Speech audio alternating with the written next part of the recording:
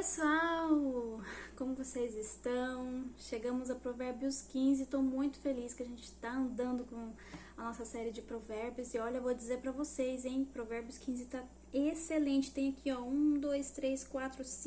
7 versos que eu sublinhei para vocês. E olha que eu tento ser bem sucinta.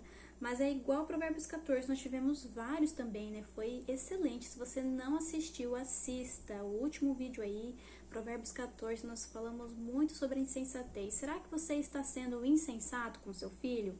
Vou dizer pra vocês, em algum momento você deve ter sido, porque eu também já fui, tá? Então é um assunto muito sério. Assiste lá, tá excelente. Deu uns 20 minutos de vídeo. Fiquei surpresa porque o assunto estava tão bom.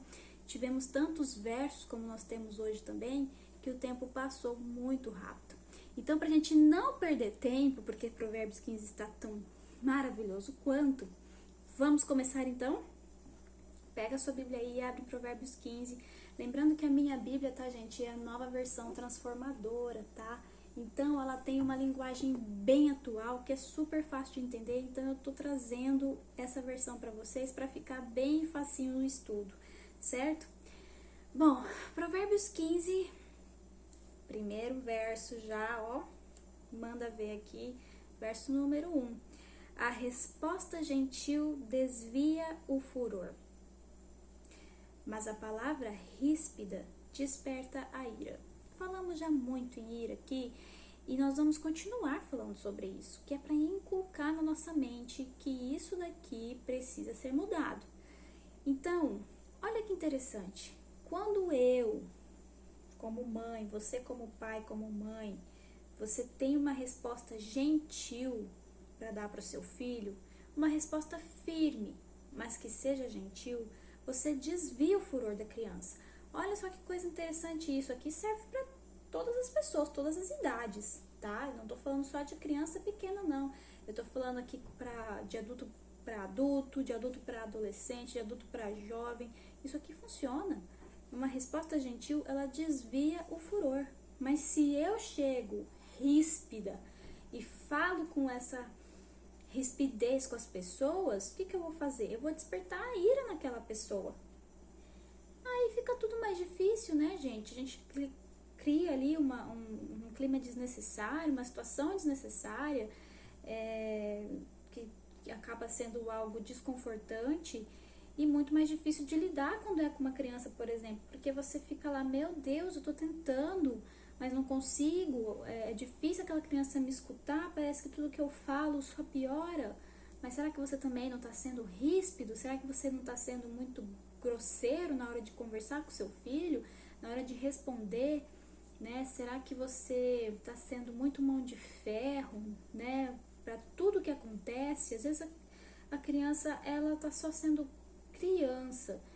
Você tem que saber diferenciar isso, né? Pecado é pecado, errado é errado. Mas existem algumas coisas que não vale a pena a luta. Vocês conseguem perceber?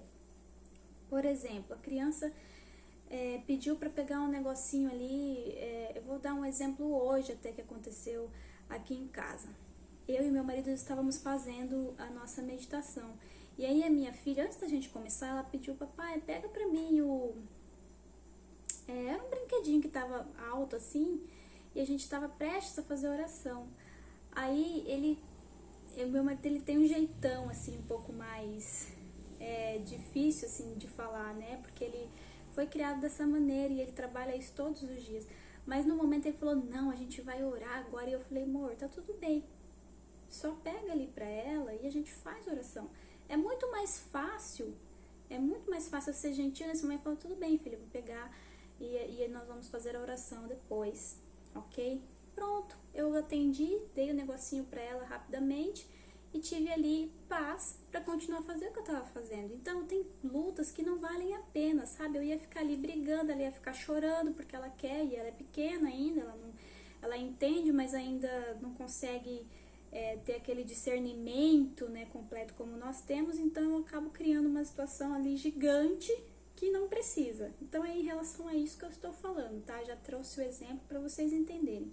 Agora, quando a gente parte realmente para uma coisa que foi errado, que ela errou, que ela pecou, que ela teve ali uma situação séria, é outra situação. Mas nem nessas situações eu preciso ser grosso, eu preciso ser ríspido, porque a gente já tá vendo aqui que não funciona, tá? Então eu preciso ser gentil para que a minha filha entenda que mesmo que ela esteja errando, esteja fazendo algo que desagrada a Deus, ela ainda pode falar para mim sobre isso, falar comigo sobre isso, né? Sobre esses erros. Ela ainda pode me buscar. E esse é o objetivo que a gente tem também com Deus. Vocês percebem? Então eu não posso criar um afastamento, sendo grosso, sendo irado, sendo raivoso, castigando. Eu não posso criar esse afastamento. Eu preciso trazer mais para perto, principalmente quando o meu filho está errando, para que eu possa ter ali um coração aberto para que eu o ensine e mostre o caminho correto. Vocês estão vendo, gente? Um verso já falou tudo isso. Olha só. Vamos continuar. O verso 4. Palavras suaves são árvore da vida, gente. São árvore de vida. Palavras suaves. Não tem nada melhor do que isso. Alguém chegar com você com todo carinho, conversar com você, ser manso com você, dá até prazer em escutar aquela pessoa. Gente, nosso Deus é manso. Palavras suaves são árvore de vida, mas a língua enganosa, ela esmaga o espírito. Nossa, e aqui a gente já entra numa questão importante, viu? Que é a questão da língua enganosa. O que é a língua enganosa, gente? É uma língua mentirosa. Ela tá te enganando. Ela fala, mas não é verdade, certo? Isso é uma língua enganosa. E eu já vi muitas famílias, tá? Que não sei se é tentando acertar ou tentando facilitar as coisas, acabam mentindo para o seu filho. E eu vou falar uma mentira bem boba aqui para vocês, que parece boba, mas não é. Quando você precisa sair e quer deixar seu filho com a avó, com o vô, aí você fala que já volta, né? Ou você sai escondido, que é pior ainda, e deixa a criança ali. Aí de repente a criança tá te procurando. Cadê a mamãe? Cadê o papai? E começa a entrar em desespero, chora. Gente, não é melhor você fazer isso. O melhor, e sempre vai ser a nossa opção como cristãos, é falar a verdade pro seu filho, tá? Porque a verdade gera confiança. Você quer um filho que confie em você, que acredita em você? Então para de mentir pra ele. Fala a verdade pra ele. Ele precisa disso, gente. Ele tem direito a isso, tá? Que você diga a verdade pra ele. Então, mentir não é uma boa opção. Nunca vai ser, tá? Porque a língua enganosa esmaga o espírito. E ó, você tá esmagando o seu filho. Você tá deixando aquela criança com a mente perturbada. Como que ela vai confiar em você, tá? Então, não deixa isso acontecer. Não leve isso mais adiante. Seja sincero com seu filho. Filho, eu preciso sair, você vai ficar algumas horas com a vovó, tá? A mamãe precisa trabalhar, mas eu volto pra te buscar, ok? Fala a verdade pra ele. Eles podem até chorar no começo, mas passe. Quando passar, ele vai estar em paz, porque ele sabe onde você tá? E ele sabe que você vai voltar pra buscar ele. Mas não suma do nada, porque a pior coisa que poderia ter é essa. Imagina você, se coloca no lugar do seu filho, gente.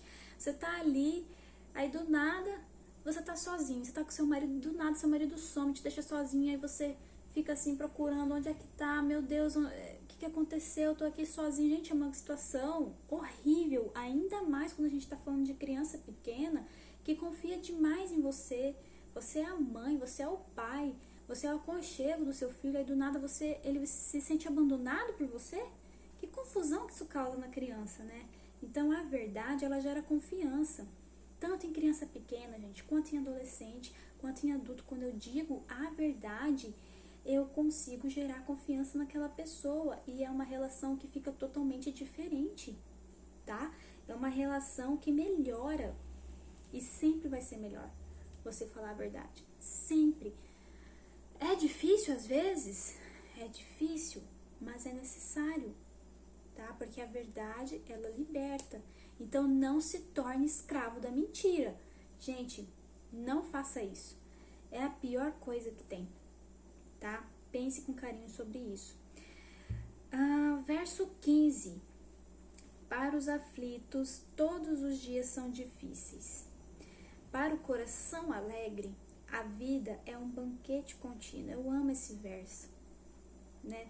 Eu amo porque quando a gente vive em aflição, todos os dias vão ser difíceis. E aqui entra um acalento para nós que somos mães e que às vezes a gente tem uma carga muito pesada, né? De cuidar dos filhos, de cuidar do lar, do marido, do trabalho e ter que dar conta de tudo. Se você vive em aflição, todos os dias vão ser muito difíceis, mamãe. Mas para você que trabalha com um coração alegre, tá sabendo que aquilo tem uma importância tremenda na vida das pessoas que você convive, tá? Você tem que entender o papel importantíssimo que você tem como mãe de educar seus filhos, de ter um lar ali aprazível, um lar sábio. Saiba que o seu trabalho é extremamente importante para Deus, muito importante. Então tenha o coração alegre, porque a sua vida vai se tornar um banquete todos os dias. E você vai sentir prazer no que você faz, ok? Então é um verso mais de acalento para mim. Lá no verso 18, novamente falando sobre a ira. Quem se ira facilmente provoca brigas, mas quem tem paciência acalma a discussão. Tá totalmente autoexplicativo esse verso, né, gente? Se você se ira muito fácil, você provoca briga. Então, em vez de você amenizar a situação, você vai piorar a situação. Mas se você tem paciência, se você pensa um pouco, analisa, escuta o outro lado do que aconteceu, você consegue acalmar a discussão. Paciência, gente, é um dom do Espírito de Deus. Se você não pedir paciência para Deus, você não consegue ter. E se você não praticar no seu dia a dia essa paciência, você também não consegue ter, tá? Então não pense que vai ser fácil, você vai ser testado todos os dias. Porque é só assim que você aprende a ser paciente. Vocês percebem? Então, até nisso Deus é perfeito. Se você pede paciência para Ele vai te dar várias situações, às vezes, durante o seu dia para testar a sua paciência. Que é para você ir aprendendo a ter paciência, porque a gente só aprende na prática, tá? Então, nós precisamos ter paciência. Nós precisamos ser pacientes com os nossos filhos. Nós precisamos usar palavras suaves. Nós precisamos ter resposta gentil. E isso aqui são qualidades divinas, tá bom? Verso 23. Esse aqui eu gosto muito porque ele fala sobre dizer a coisa certa na hora certa. Todos se alegram quando dão a resposta apropriada. Não é verdade?